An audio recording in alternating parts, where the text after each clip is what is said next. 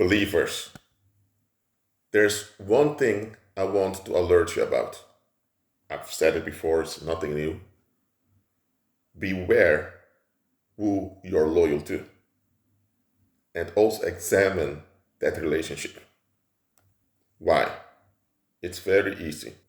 Many people in the world, they perish or they're snatched away because they remained loyal for too long for the wrong reasons. We should be loyal to other people, but our loyalty must be based on safety, and there must be a mutual benefit in that relationship. For example, you can be loyal to your hometown in the sense that you look for what's good for your hometown. But does your hometown also look after what's good for you? Or are they only taking things from you? You can be loyal to your relatives. But are they loyal to you? Are they also looking out for your best interest? You can be loyal to your ethnicity. There are a lot of people like that. They're loyal to their ethnicity. They can be from China, so their parents expect them to marry a Chinese individual. They may be Caucasian, their relatives expect them to marry or to have a sex partner that's also Caucasian. Or maybe you are from the Americas and you're black and you want to be loyal to blacks because you're into black power and all of that. So everything you do, you want to do with the black people only. There are a lot of people loyal to their ethnicity. Though you can call it ethnic pride or ethnic loyalty, however you want to call it. But the question is, are the people from their ethnicity also loyal to them? Let me give you an example. How many white women go missing every year?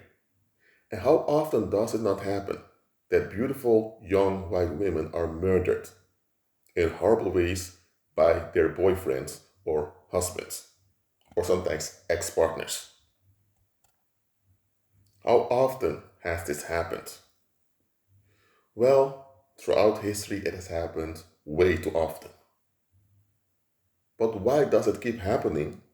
Because Caucasians, in this case, collectively, I'm not saying individually, because you have individuals that do this, but collectively, they don't self-reflect. They don't check and see what's wrong with their communities that they end up breeding monsters. By them not doing this, they keep on breeding monsters, and who will suffer from it? Their own daughters. And some of those women even had children. Now you have children that are traumatized. But look at this. Many of those women, they were loyal to their ethnicity and they were loyal to their communities. As women, they wanted to please others to get along with others. And they did. And what happened? Others couldn't care less about them. So their loyalty to their communities and to their ethnicity became their doom. The same happens, for example, in the Chinese community. There are many Chinese folks stabbing one another, killing one another, and betraying one another. Yet you have many Chinese folks that keep holding on to this tradition that they mainly deal with Chinese people only. Look, if you prefer to deal with your own, will look like you, there's nothing wrong with that, that's natural. But the moment that loyalty becomes toxic, you need to get out of there. There are people in the black community, they're so loyal to the streets that when bad stuff happens in their community, they don't report it to the authorities. It can be that some guy called James stabbed another guy, Joey, and Joey died. Joey was 15 years old, and they know where James is.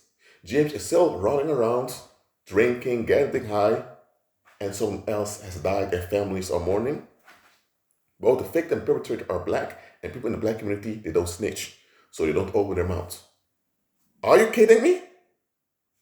So you have a killer who unloaded his frustrations on someone else because he didn't want to face himself. By doing that, he killed someone, and he's hanging around, dumping his trash on the earth. And you don't report it? And besides that, you don't even self-reflect on you together as a community why such things keep on happening.